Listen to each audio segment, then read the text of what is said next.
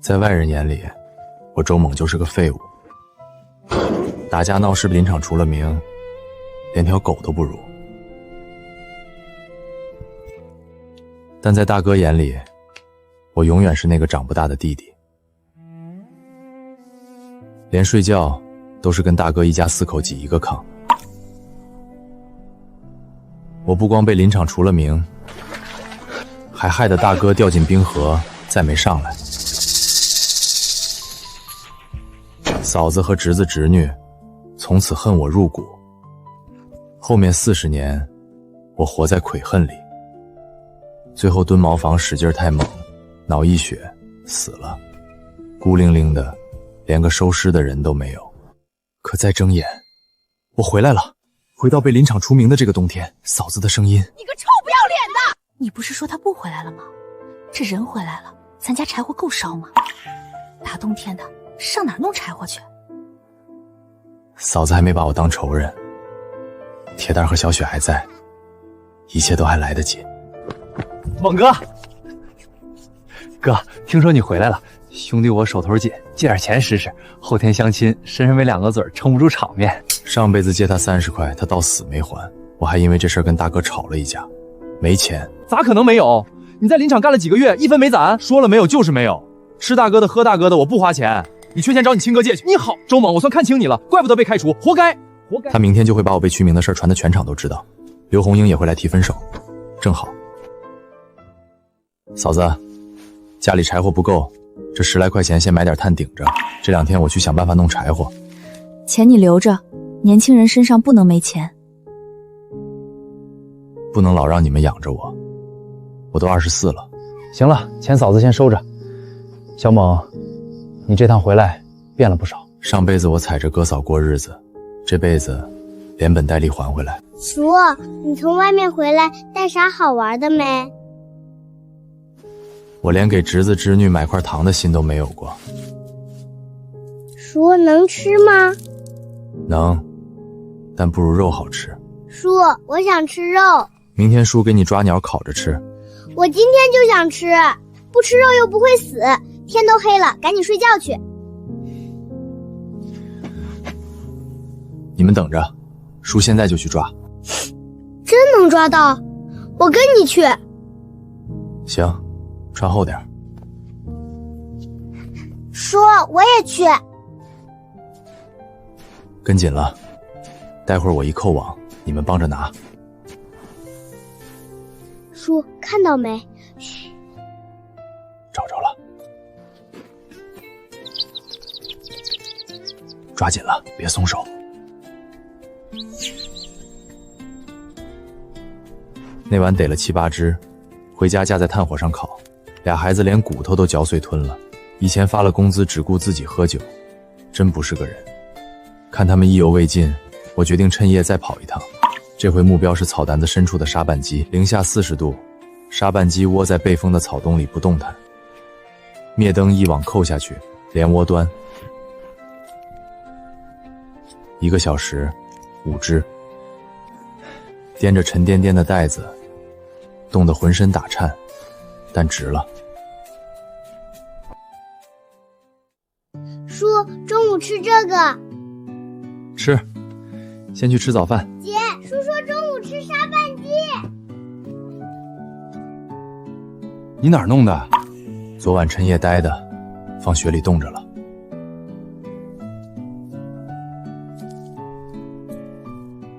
待了5只。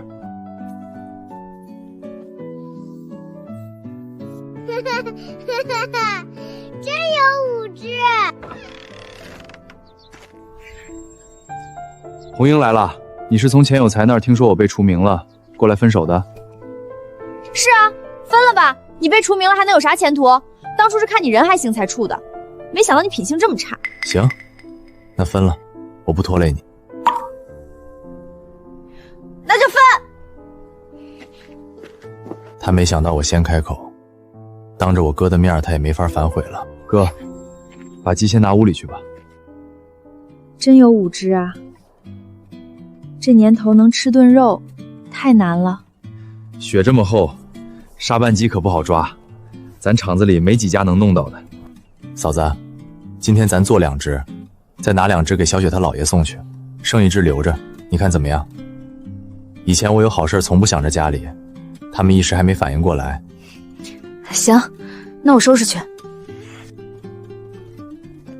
小猛，你这趟回来怎么跟换了个人似的？哥，以前是我混蛋，从今往后不一样了。妈，今天吃肉，吃肉。上辈子这个冬天我在混日子，这辈子我要让这个家再不挨饿受冻。明天先去冰河砸窟窿。哥，今天我去冰河砸窟窿捞鱼。冰河？你疯了？冰面底下啥情况你知道吗？我知道哪儿冰雹哪儿鱼多，以前在厂子里听老韩头说过。老韩头那嘴10句有8句不靠谱。试试呗，弄不到鱼咱也不亏啥。去冰河，那冰裂了人掉下去咋整？嫂子，我挑厚冰砸，不往薄处走，顶多动手动脚淹不着。上辈子大哥就是在冰河上出的事儿，但那是3年后的春天，冰面已经化了。现在是隆冬，冰冻3尺厚，没危险。哥，你放心，我心里有数。那你带根绳子，真出事儿了往岸上爬。行。嫂子，这8块钱你拿着，去供销社买2袋炭回来，家里柴火撑不到月底。你留着吧，一个大小伙子身上没钱。我吃你们的喝你们的不花钱，这钱本来就该我出。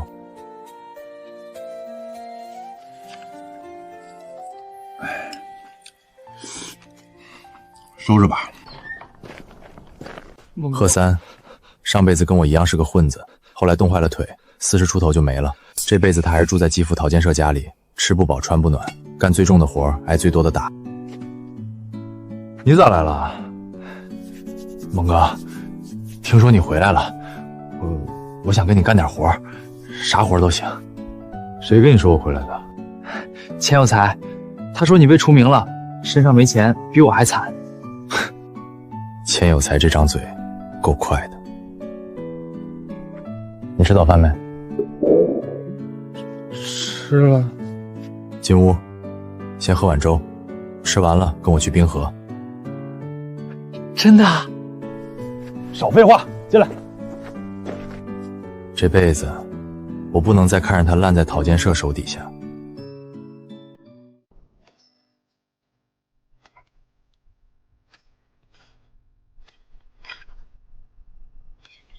猛哥，砸多深？1尺半就差不多，鱼都在底下猫着呢。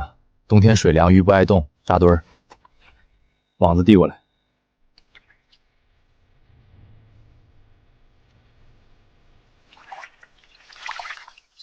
有鱼，猛哥真有鱼。这才哪儿到哪儿，往那边移10步，再砸一个。一上午砸了7个窟窿，捞了20多斤，大的有1斤半，小的也有半斤。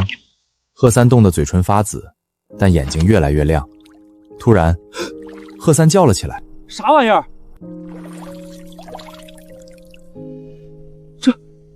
这是水耗子！麝鼠皮，收购站5块钱一张。这年头一个壮劳力，1天工分才合8毛钱。好东西，这皮子能卖钱。能卖多少？5块。5块？嗯。回头晾干了，我拿去卖。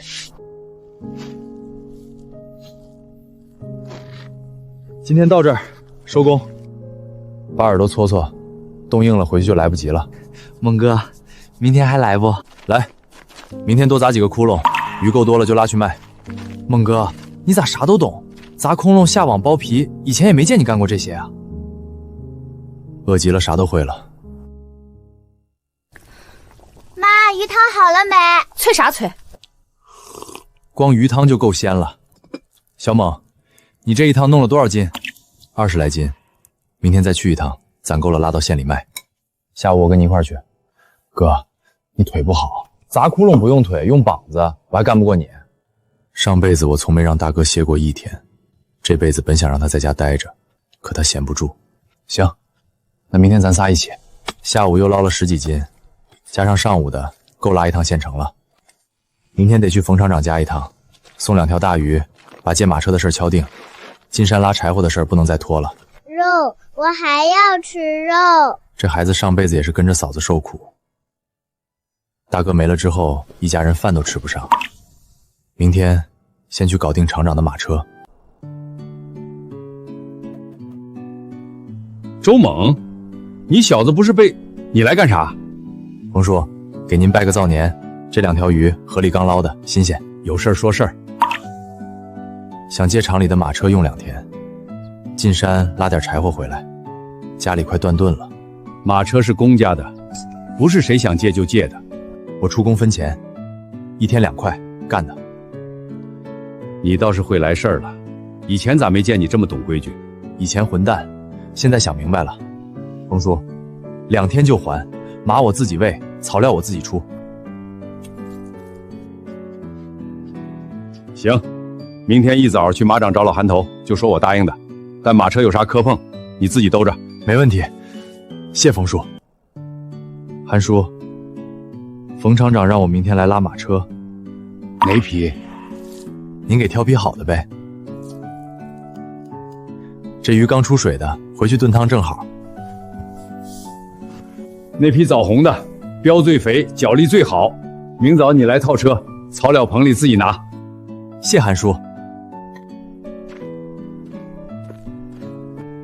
猛哥，听说你捞了不少鱼啊，给兄弟匀2条呗。猛哥，咱好歹是兄弟，1条也行啊。上次借钱不借就到处嚼舌根儿，现在又来蹭东西，我周猛的鱼是白给的。你打人！钱有财，再跟我废话，下回不是巴掌。爸，鱼和鸡你留着吃。你大哥家够吃吗？够，这是专门给你留的。那把鸡给你大哥送去，鱼我留1条就行。爸，我在大哥家住着，一冬天高粱米就咸菜，嫂子自己都吃不饱。我好不容易弄点东西回来，你还要我往那边送？你大哥养你这些年，你送点东西不应该？应该，我天天在还，可我也是你儿子，你啥时候问过我吃没吃饱，穿没穿暖？你翅膀硬了是不是？我翅膀不硬，我就是想问问，这些年你管过我吗？东西你吃，我走了。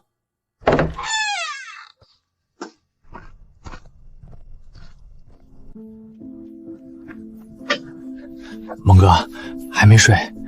睡不着，你咋来了？明天你进山，我想跟着去。进山不是闹着玩的，零下40度，走错一步就回不来了。我不怕，在家也是挨冻挨打，出去还能干点正经事儿。陶建设又动手了，明早天不亮就走，你穿厚点，别穿那双烂鞋。猛哥，我少说话多干活。行了，回去睡觉，明天有你累的。猛哥，谢了。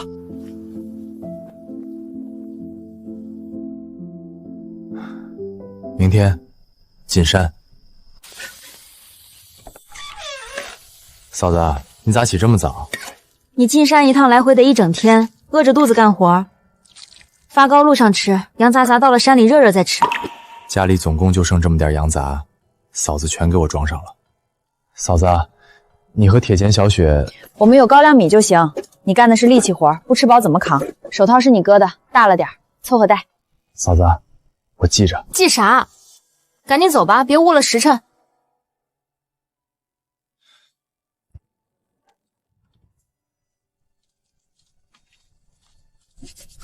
猛哥，还有多远？过了前面那个山口就快了。你说山里有个猎人，靠谱吗？万一人家不让进？带了砖茶和盐，不会吃闭门羹。巴图老爷子上辈子我听林场的人提过他，住在大清沟深处，鄂伦趁人，一个人带着猎狗守着几间木屋，缺茶缺盐缺子弹，有的是皮子和肉。砖茶和盐，那得花不少钱吧？花的值。妈呀，这地方！炊烟，找到了。谁？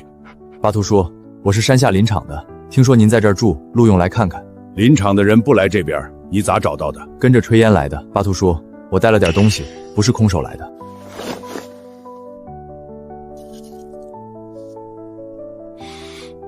砖茶，今年新的，盐也是没受潮。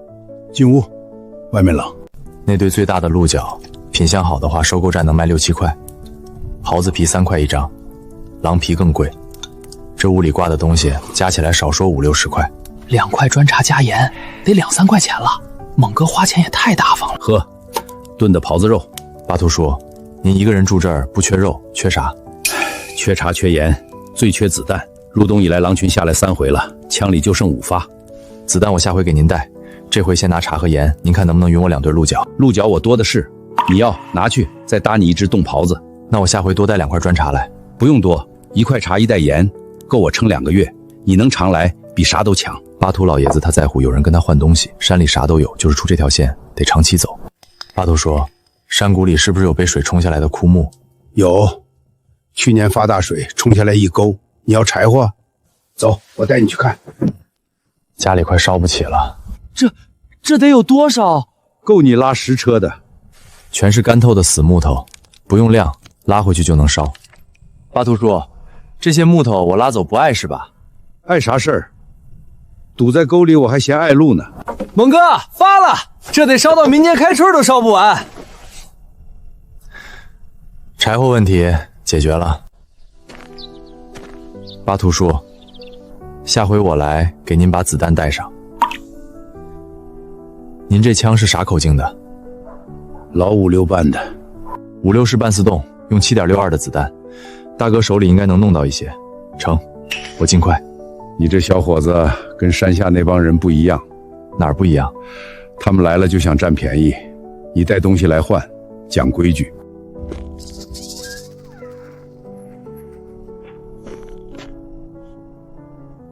路上吃，下回来了先喝口热茶。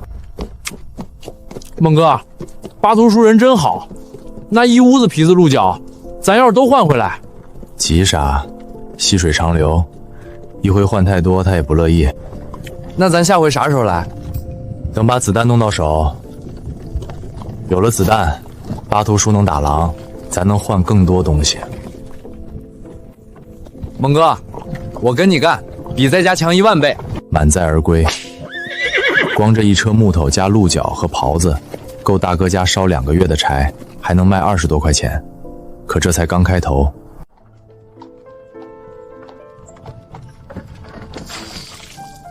哎呦，周猛，这一车全是木头。这哪儿弄的呀？冰天雪地的，他进山了。小猛啊，你这路能卖不少钱吧？啥时候也带我家那喜子去趟？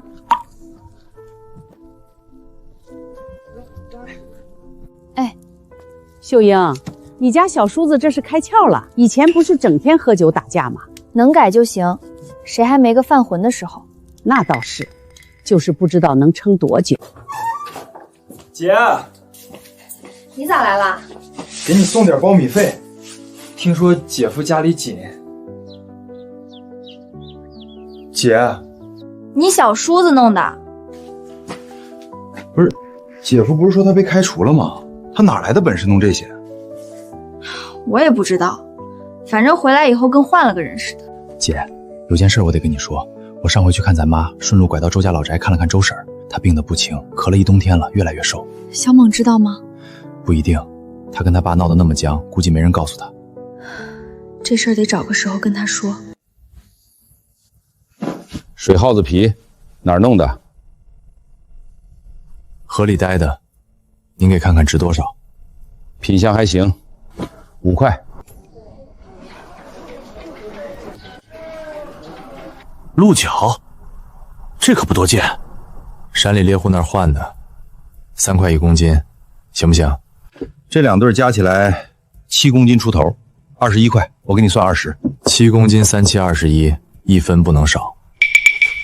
皮子5块，角21，总共26。26块，加上之前剩的，手里有30多了，离自行车还差130。167，猛哥，这得卖多少鱼啊？上辈子我连做梦都没敢想过骑自行车，这辈子一定买到手。缝纫机给嫂子，自行车自己骑，两样加起来250多，还得有票，慢慢来。猛哥，你买这么多糖干啥？下次进山用，巴图叔那边得维持住。这双多少？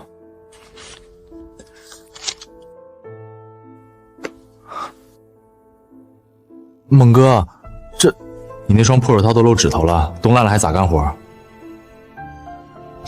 猛哥，戴上试试，别在这杵着。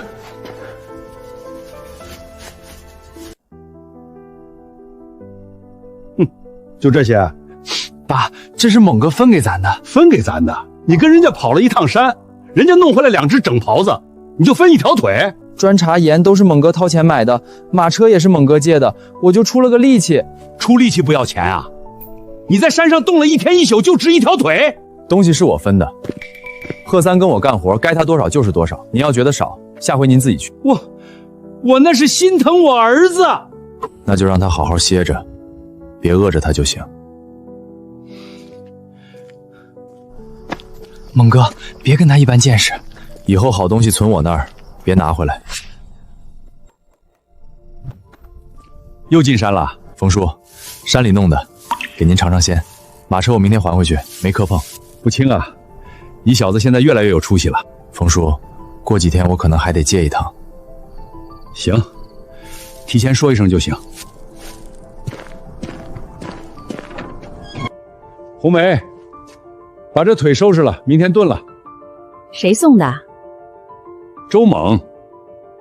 这小子倒是会来事儿，往后跟他走近点儿，没坏处。可麻烦也跟着动手了。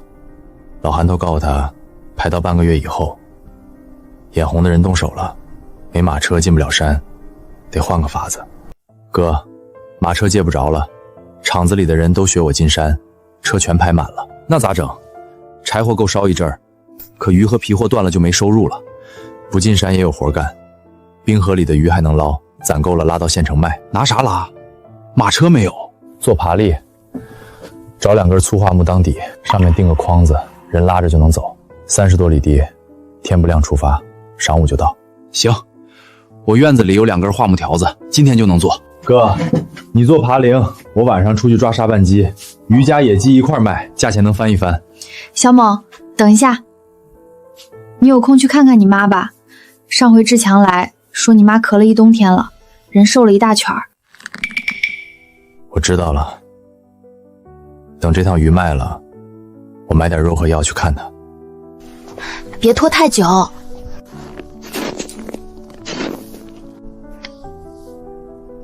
有人来过了，学我的路子，还在呢，不止一个人。上辈子我在林场混了几十年，哪片草甸有沙拌鸡，哪个坑洼被封，闭着眼都能摸到。他们学得了一个点，学不了我脑子里的地图。换了地方，照样大丰收。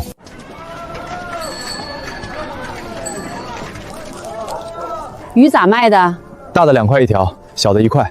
1斤半都不到，2块贵了吧？河里刚出来的鲫鱼，冻得硬实，您回去炖汤比买肉划算。1块5行不行？您要2条，3块5拿走。大鱼抢手，不到1个时辰卖出去10来条，剩下的小鱼和沙拌鸡，周猛降价清货，小鱼5毛，沙拌鸡1块5。猛哥，34块。34块，加上之前攒的，手里快80了。慢点吃，没人跟你抢。猛哥，我活了20年，头一回吃这么好的包子。 4个包子8毛钱，2份1块6。贺三吃完了还舔盘子。猛哥，那几个不是厂子里的吗？进山的。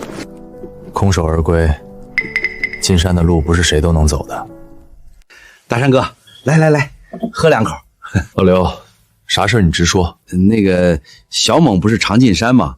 我寻思着能不能带我跑一趟，我出力气，不白去。刘叔，山里的路不好走，零下40度，走错了岔道，冻一宿人就没了。我不怕吃苦，不是怕不怕的事儿，带人进去，出了事儿我担不起。那你跟贺三儿？贺三儿跟我走了3趟了，路熟。您要真想去，等开春雪化了再说。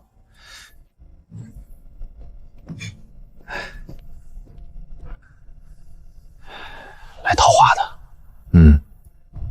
这几天肯定不止他一个，谁来都是这套话，别漏嘴。秀英，忙着呢。坐吧，啥事儿？也没啥大事儿，就是你家小猛今年24了吧？该说媳妇儿了。他自己的事儿我管不着。我娘家有个侄女19，长得俊，干活利索，要不我牵个线？回头我问问小猛，他要是愿意再说。行，那我先回去跟那头说一声。以前小猛被开除的时候，这帮人恨不得绕着走，现在知道他能耐了，一个个全凑上来了。小猛来了。妈，鱼和肉你留着吃，猪肉炖粉条补补身子。你哪来的钱买肉？自己挣的。妈，你别操心钱的事儿。我儿出息了。上辈子妈走的时候，我连最后一面都没见着，这辈子不能再让她一个人熬。妈，过2天我再给你送炭来，屋里太冷了。不用，我扛得住。扛啥扛？我说送就送。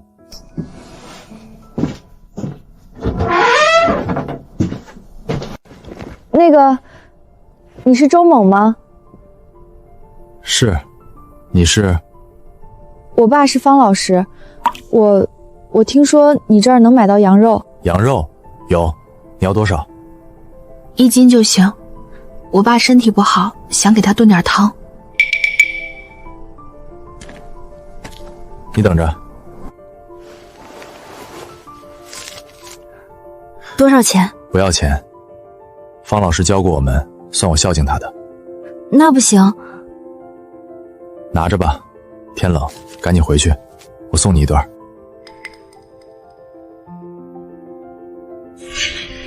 谁？怎么了？没事，进去吧，锁好门。盯上我了，得弄清楚是谁。你这小伙子说话算数。巴图叔，您上回说狼群常来，子弹够用一阵了吧？够了，有了这个，今年冬天不怕他们了。拿走。上回说的打到东西给你留着。隔壁沟里的二登家也有2只冻死的山羊，我让他给你留着了。巴图叔，我想跟您商量个事儿。说，以后我定期给您送茶、盐、子弹，您帮我留1-2样东西，山里的药材，还有河畔上的石头。药材好说，山上有不少。石头，你要啥石头？绿色的，透光的那种，河滩上能捡到。哦，那个，以前见过几块，不当回事儿，拿来垫桌腿了。碧玉原石拿来垫桌腿。巴图叔，以后见着了给我留着，我拿东西跟您换。行，不值啥钱的破石头，你要就拿去。蒙哥，你要那绿石头干啥？留着有用。能卖钱？现在不能，以后能。从额尔登家换回2只冻山羊和1袋鹿角，加上巴图那边的，这趟进山的收获比上次翻了1倍。更重要的是，交换网络铺开了，巴图、额尔登，再加上山里还有一户猎人，只要我持续供应茶、盐、子弹，这条线能一直走下去。下回来重点找那些绿石头。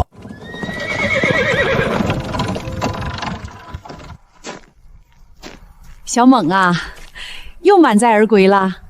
马婶儿，你这趟弄回来不少好东西吧？我看那鹿角不少。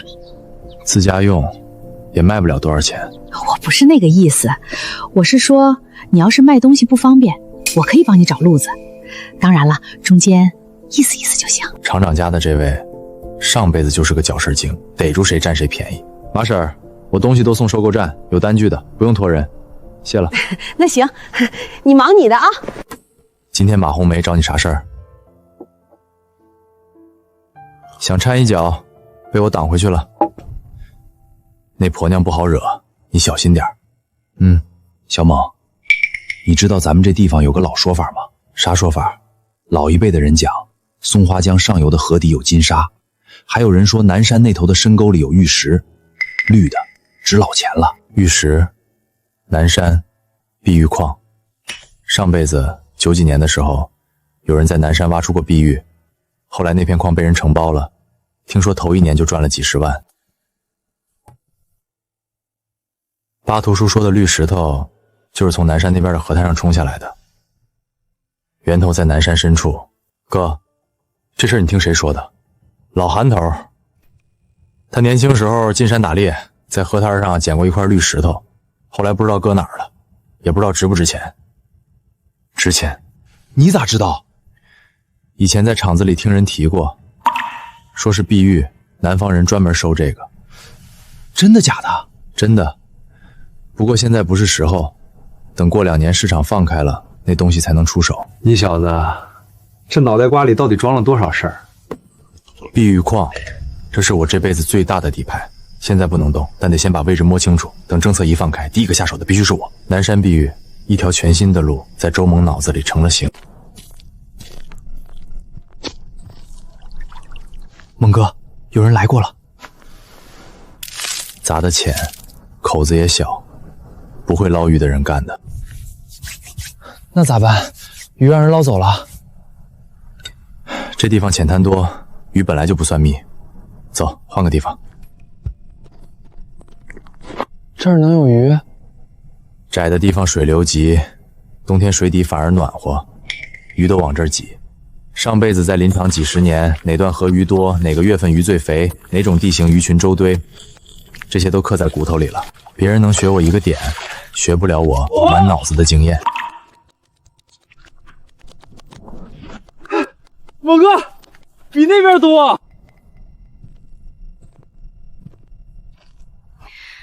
周萌，方老师家闺女又买肉？不是，我来谢你的。上回那块羊肉，我爸炖了汤，喝了几天，精神好多了。小事儿。你爸啥病？老毛病了，胃不好，入冬就犯，吃不下东西，人瘦得厉害。回头我弄点羊杂给你送去，羊肚子炖汤养胃。那多少钱？不要钱，你爸教我们认字的时候也没收过钱。那谢谢你。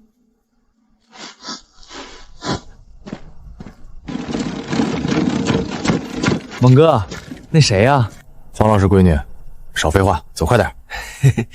方雪晴，上辈子她跟着她爸回了南方，后来嫁了个教书的，这辈子不知道会怎样。方雪晴的事先搁一边，眼下最要紧的，手里的鱼和野鸡得变成钱。猛哥，43块。43，加上之前攒的，差不多80了。自行车票有没有？有，永久的50，凤凰的60，永久的45。你砍的也太狠了。48，不能再少。45，我要是不买，你等到明年也不一定卖得出去。45，拿走。自行车票到手，再攒不到90块，车就是我的了。这趟你出了大力，该你的。猛哥，我拿着。不过我跟你说个事儿，肉和钱别拿回家。我知道，拿回去我爸又得存我那儿。啥时候想吃肉了来找我拿，钱也一样，我给你攒着。猛哥，我有时候想要是能搬出来就好了。会的，贺三的事儿得办，但不是现在，先攒钱，年前把自行车买到手，年后再帮他搬出来，一步一步来。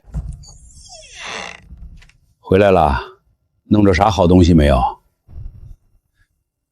没啥，帮猛哥拉了趟鱼。拉鱼没给你分？分了几条小的，路上吃了。路上吃了？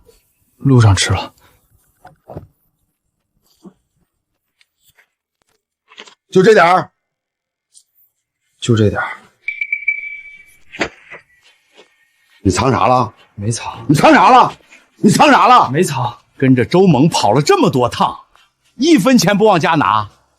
你吃我的，喝我的，长这么大了，养条狗都比你强。下回再空手回来，你就别进这个门了。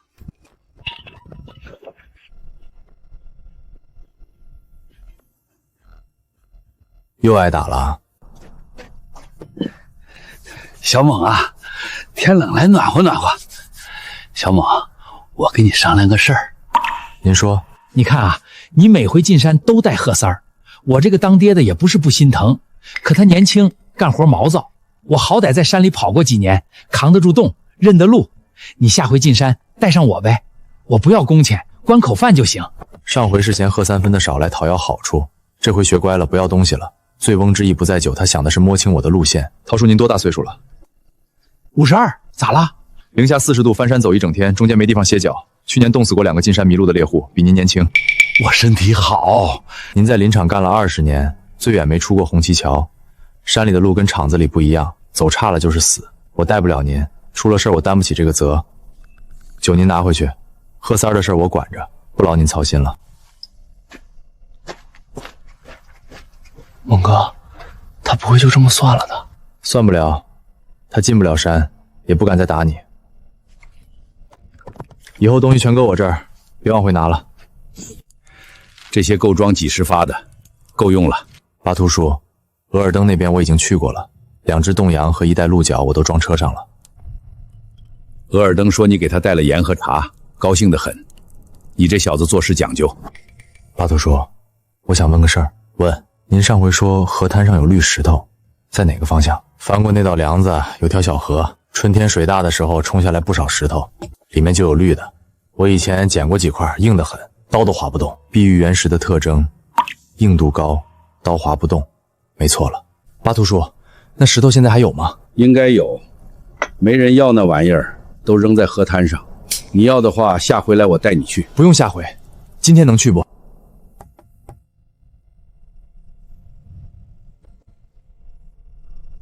行，走吧。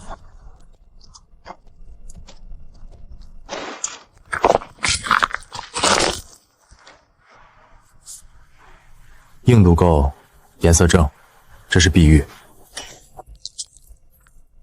猛哥，你捡石头干啥？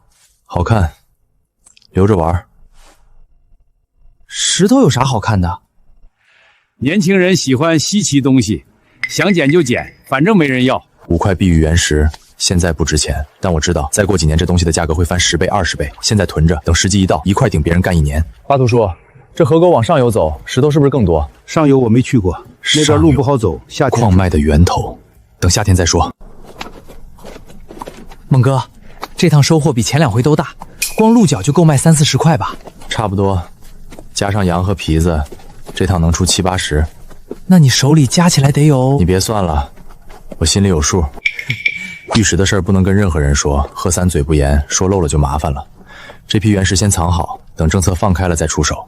现在的重点，把皮货和鹿角变成钱，先把自行车买了。又是3只羊，这冬天还没过完，咱家的肉都吃不完了。嫂子，这趟弄的东西多，我明天去县城出货，回来给你50块。50？你拿着该买啥买啥，别省着，孩子正长身体。大山，你听见了吗？听见了。 你弟比你能耐。哥，火药还有没有？我上次给巴图叔带的不够用。供销社那边我认识人，下回进城多买2斤。猎户用的火药签完，有猎枪证就能买。行，这东西不能断，断了巴图叔打不着狼，那边的线就维持不住。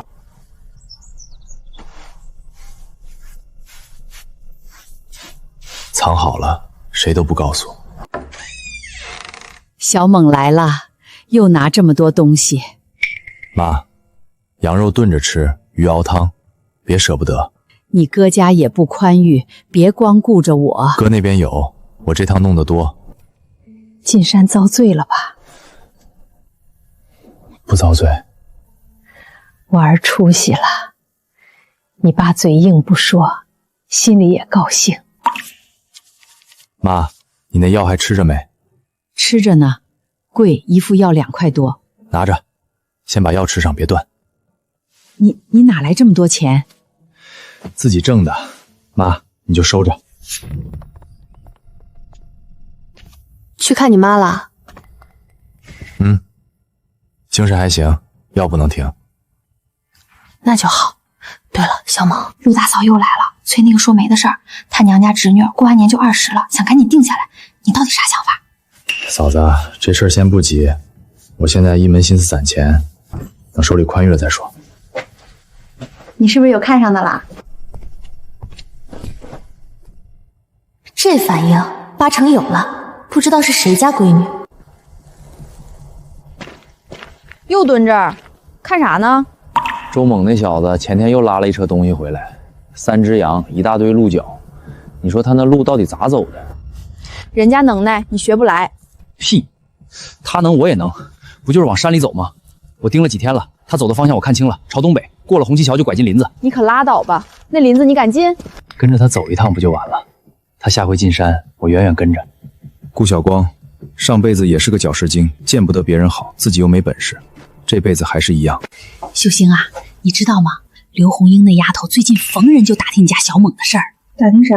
还能啥？后悔了呗。听说周猛现在有钱了，又想回来了，托了刘家的三婶子捎话，说当初是说气话的。说气话？当初是谁上门来提的分手？可不是嘛。不过话说回来，小猛也该找对象了。我那侄女……嫂子，谁来了？陆姐说刘红英想回头，跟我没关系了，他爱找谁找谁。秀英姐在吗？我爸让我来请周猛，明天中午去家里吃顿便饭，道个谢。方老师家闺女，长得是真俊。行，我跟他说。小猛，坐，别客气。上回那块羊肉，你嫂子不是雪清他妈走得早，都是这丫头张罗的，炖了3天，我喝了那汤，胃舒服多了。方叔客气了，你以前教我们认字儿，我还没好好谢过您。别提那个了，我教了一辈子书，现在也就是个闲人。小猛，我听人说你现在日子过得不错，进山打猎捞鱼。不算打猎，就是跟山里的猎户换点东西。这就对了。我跟你说个事儿，上头的风向变了。我有个老同学在省城来信说了，用不了1-2年做买卖就不算投机倒把，以后各个不了。政策放开，这是83年底我记忆里对得上。方叔，您说的是真的？8、9不离10。你脑子活，趁早准备，以后能做买卖的人，先一步就是赚一步。方叔有见识，这顿饭没白吃。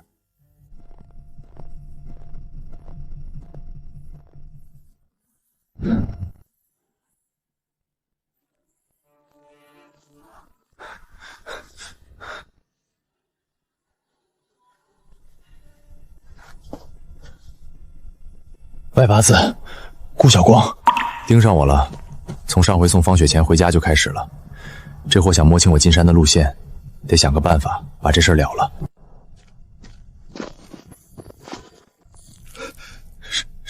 谁？顾晓光，跟了我3天了，过瘾了吗？我没跟你，我就是出来遛弯，遛边遛到山口。你当我瞎？你凭啥管我？山是公家的，我爱去哪儿去哪儿。行，山是公家的，你去，但我跟你说清楚，那条路你找不着，就算找着了，零下40度，天黑以后你分不清东南西北，冻死在林子里，连收尸的人都没有。再让我发现你跟踪，我不会再跟你废话。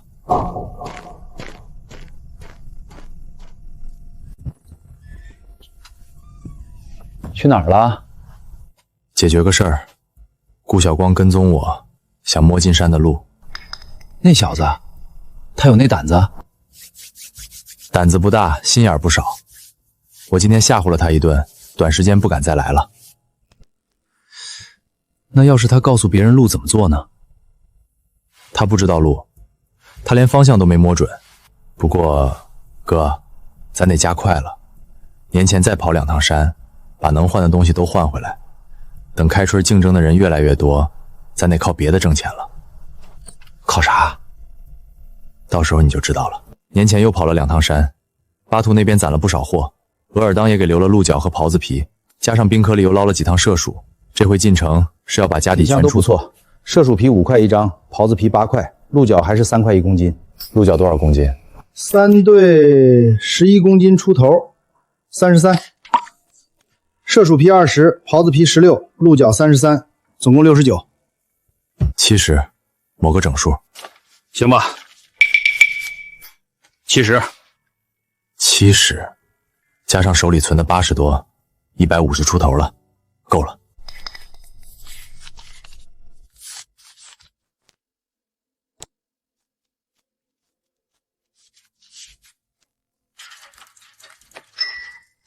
上辈子活了60多年，连自行车的边都没摸过。这辈子24岁，我买上了。缝纫机，85块加1张票，票还没着落，先记着，167块。在这个年代，够一个普通工人干大半年，我用了不到2个月。哎呀，小猛，这是永久的？我的天爷，这得多少钱？整个林场加起来也就3辆自行车，厂长1辆，供销社主任1辆，还有1辆是公家的，现在多了第4辆，我的。这，嫂子，以后进城卖货不用拉耙修了。坐。自行车买了？自己攒的钱。我知道，没人说你的闲话，至少我不信那些。找你来是想商量个事儿。年前那批木头村里人拉了不少，但不够。开春化冻之前还有1个多月，我想组织一趟集体进山拉木头。你那山里的路能不能带队进山？带一次可以，但不能暴露巴图的位置，只走大路，捡表面的枯木就行。当然不白让你带，你开条件。冯叔，我有2个条件。说。第一，以后马车我优先借，不管别人排不排队，我说用就能用。行。第二呢？帮我弄一张缝纫借票。缝纫机票不好弄，但我想想办法。你答应带队，我尽量给你搞到。那就这么定了。3天后，周猛带着厂里10来个壮劳力进山，走的是大路，从红旗桥往东北，沿着河道一直走，翻过第1道岗子就能看到那片枯木谷。小猛，你平时走的也是这条路？差不多，别乱跑，林子里容易迷路。他上回弄那些鹿角、狍子肉是从哪整的？不知道，他不说。就这儿，你们自己捡，天黑之前往回走。猛哥，巴图树那边不去，今天就走大路，让他们捡够木头就行。核心的路线绝不暴露。巴图那边的交换网络是我的命根子，谁也不能碰。给你缝纫签票，蝴蝶牌的，我找了县城供销社的老同学，费了不少口舌。谢了冯叔，下回有机会再合作。你这小子有脑子，以后前途不可限量。缝纫戳票到手，明天进城把机器买了给嫂子送去。嫂子，这是给你的，你天天手缝衣服缝到半夜，有了这个能省不少功夫。多少钱？85，不贵。不贵，85还不贵，这东西太贵了，我不能收。嫂子，前些年我在家吃白饭，你没嫌弃过我一句。你给我做棉衣、补裤子，一针一线都是手缝的。这台机器我该给你。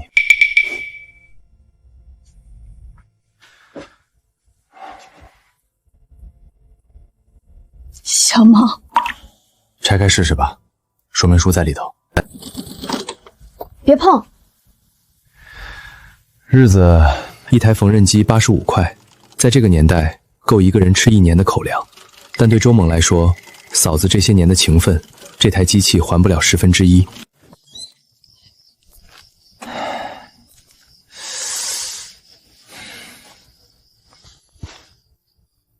又打你了？他让我带他一起跟你进山，我说不行，他就动手了。他打你几回了？这个月第3回。何三，年后我帮你搬出来。搬出来？搬哪儿去？厂子里有间旧库房空着，我去跟厂长说，你一个人住，自己做饭，比在那个家强。他要是不让我走，你20多了，他凭啥不让？你搬出去，我给你找活干，不用再看他脸色。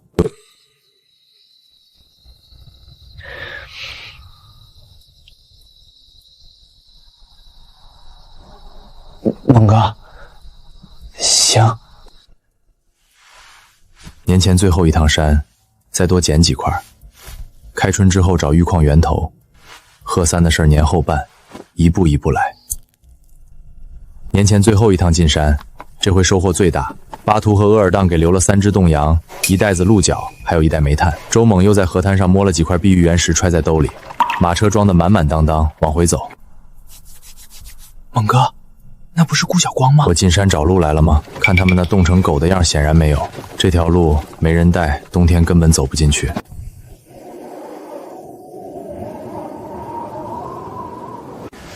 这回比前几趟都多吧？够过个好年了。1只咱自己留着，1只给妈送去，1只送厂长家。年后还有求他的事儿。啥事儿？帮贺三弄个住处，他那继父打人打习惯了，不能让他再待那儿。你这孩子心眼是真好。行，我没意见。来，咱一家人喝一个。今年是咱家过得最好的一个年。可不是，往年这时候啃窝头就咸菜，今年桌上全是硬菜。妈，多吃点。够了够了，你们吃。三叔，明年还能吃羊肉吗？能，明年比今年还好。小红，我有时候觉得你跟以前不是一个人了。以前那个周猛天天混日子喝酒，跟一帮狐朋狗友厮混，现在你做的这些事儿，我想都想不出来。哥以前是我不懂事儿，现在想明白了。你这脑子里的东西是从哪儿来的？你怎么知道哪有鱼，哪有猎户，哪有枯木？走的路多了，自然就知道了。不管咋说，你是咱家的功臣，这杯酒我敬你。正月15一过，冰雪开始化了。周猛的新阶段计划正式启动。第一步，帮贺三独立。后面间旧库房还有人用吗？贺三独立后，在他继父那儿待不下去了，我想让他搬那儿住，他自己修房顶，不用厂里出钱。哪间？堆杂物那个，空了好几年了，漏雨。贺三独立后是陶建设的继子，20多的人了，应该独立了。行，反正那屋子也没人要，让他搬吧。谢了，冯叔。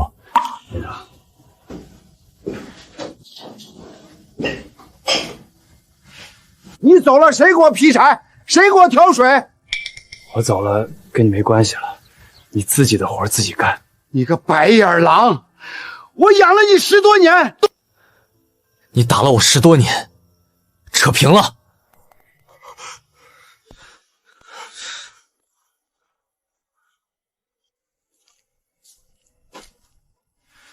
走吧。贺三独立后搬进旧库房那天晚上，一个人在新铺的炕上坐了半宿。第二天一早来找周猛，说的第一句话是：“猛哥，我这辈子跟你干到底。”春天来了，冰河化了，但没完全化透，岸边还有一层薄冰。这个时候麝鼠最活跃，出动觅食最好逮。来了，3天18只，品相都好。麝鼠皮现在5块1张，18张就是90块。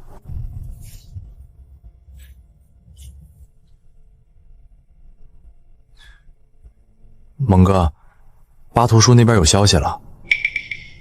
啥消息？上回你让我去山口带戈尔登家小子烧化的，他说巴图叔开春打了2只狼，皮和骨头都给你留着，让你得空去拿。2张狼皮，狼皮比麝鼠皮贵好几倍，收购站少说20块1张，要是找私人买主，能卖更高。行，等皮子晾干了，一块拿去出。猛哥，光这些皮子加起来能卖多少？上百块打不住。上百块？但这还不是大头，大头在后面。后面还有啥？后面是碧玉，但这事儿还不是说的时候。皮子晾了5天，全干透了。18批麝鼠皮，2张狼皮，外加巴图给的1袋鹿角。这趟进城是开春以来最大的一笔货。麝鼠皮品相不错，5块1张。狼皮这2张毛色一般，给你15一张。毛色你仔细看，绒底厚实，没有破损。县城哪个收购点给过20以下的狼皮？我这儿就这个价，爱卖不卖。行，不卖了。哎，你等等，18一张行不行？20，2张都20，不然我走了。行，20就20。鹿角呢？158，但这还不是最好的价。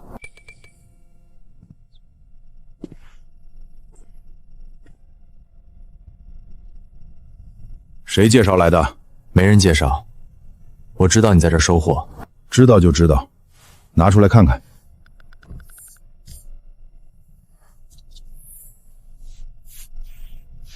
品相不错，多少钱？8块一张。收购站才给5块，你要8？收购站给5块是因为他要上交，你收了转手卖南方，一张少说翻3倍，8块不贵。你懂行，懂不懂的，价格公道就行。以后我还有货，长期合作。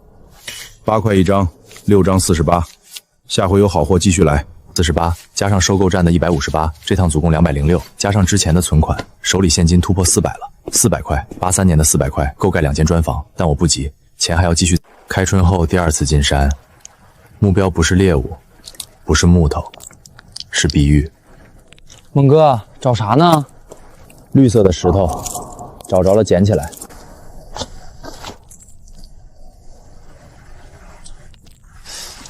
绿石头有啥用？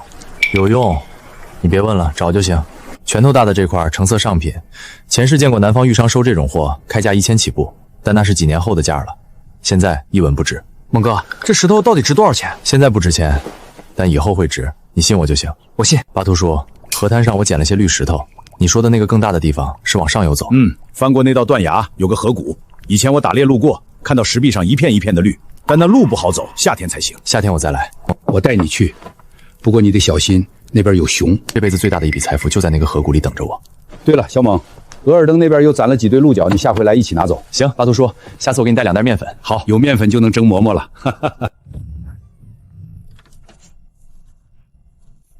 周猛，我来是想跟你说句话。说。当初分手是我不对，我后悔了。你现在日子过好了，我不是冲着钱来的，我是真的。说完了。你就不能再给我一次机会？没有了，分了就是分了。你凭啥这么绝情？我跟你处了2年。2年？你嫌我穷的时候咋不想想这2年？你会后悔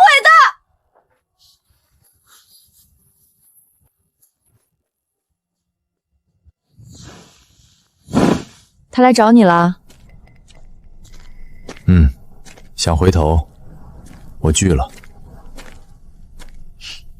有骨气。小猛，我问你个事儿，你别嫌我多嘴。方老师家闺女上回来家里送饺子那个，你俩到底啥关系？朋友。朋友？人家姑娘大老远给你送饺子，你管这叫朋友？方老师家闺女有文化，人也正，配得上你。你要是有那个心思，趁早，别跟上回似的，让人家等急了。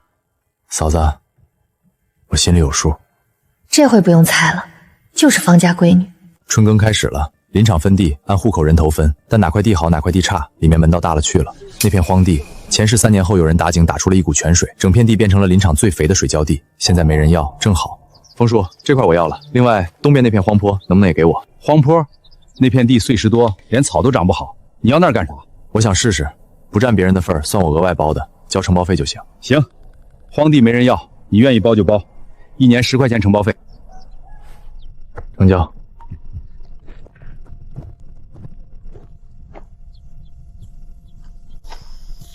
周某，方老师闺女，又有事儿？上回你说想看看种地的书，我爸那儿有本农机手册，给你借来了。谢了，改天还你。不着急。听说你包了东边那片荒地。别人都说那地不行，你觉得能种出东西来？能。你干啥都这么有把握。那我先回了。路上小心。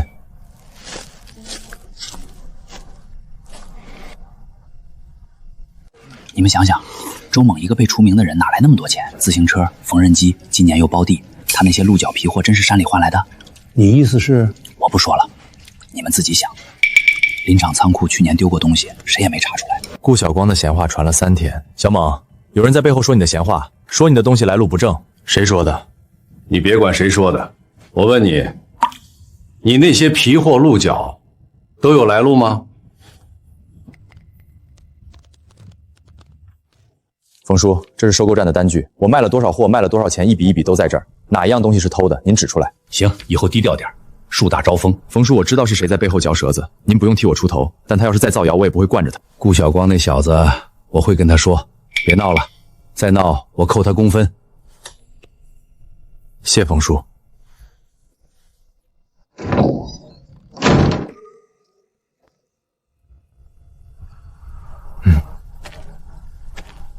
等了3个月，雪化了，草绿了，山路能走了，碧玉矿脉，这次一定要找到。前面就是断崖了，得绕过去。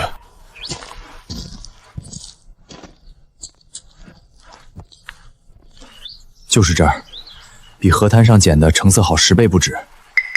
整面石壁，全是碧玉，就是这个绿东西，好看是好看，但硬得很。我以前想凿都凿不动。巴图叔，这东西以后会值大钱，但现在不能动。值钱？这石头？南方人收这个，但现在没有渠道卖。等过2年，会有人专门来收，到时候这一面墙就是一座金山。你小子脑子里的东西比我打了一辈子猎攒的都多。够了，带太多扎眼。这个位置我记住了，等时机到了再来。那面墙是我这辈子最大的底牌，碧玉全部藏好，炕洞里、地窖里分了3个地方，谁也不知道。日子回到正轨，种地养鸡，隔3差5去河里捞鱼卖，手里的现金稳住涨。6月底破了600块，600块现金加上那批碧玉原石，等政策一放开，在县城租铺面做土特收购，药材山货全收。第2步找到南方的玉商渠道，把碧玉出手。第3步。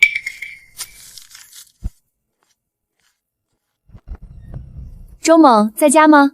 给你的，我爸包的饺子，让我给你送点。谢了，进来坐。周猛，我想跟你说个事儿。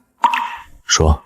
我爸可能明年要调回南方了，他的平反文件下来了。方富平调走了的，前世他是跟着走了，后来再也没回来过。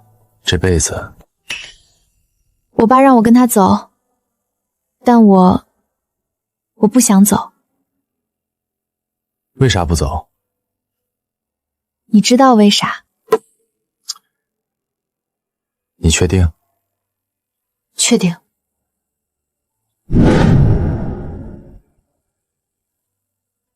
那就留下。我就说你心里有人。方老师家闺女好，有文化，人也好看，配得上你。方老师那人厚道，闺女错不了。那你打算啥时候上门提亲？不急，等我再攒点钱，把房子盖起来再说。总不能让人家姑娘跟我挤这间破屋子。那倒是，不过话说回来，你现在也不缺钱了吧？快了。知青家的闺女能看上他？笑话，那是人家图他有钱，等钱花完了，还不是得散？你说谁呢？关你啥事儿？你说猛哥闲话，你有啥资格？你算个啥东西？我是你爸，你跟我这么说话？你不我爸，你就是个打人的货。猛哥比你强10000倍，你以后少在背后嚼舌头，不然我让你在这林场待不下去。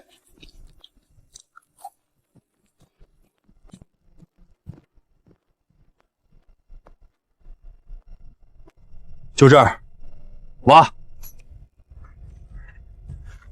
挖啥？打井。这儿能出水？能。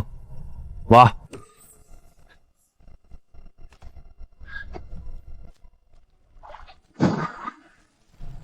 出水了，莫哥，出水了！了不得，这片地有了水，明年就是上等水浇地。小猛，你脑子里到底装的啥？1年租金60块，不贵。明年政策一放开，这间铺子就是我的起步。土特产收购、碧玉出手，全从这儿开始。1年的租，明年正月我来收拾开张。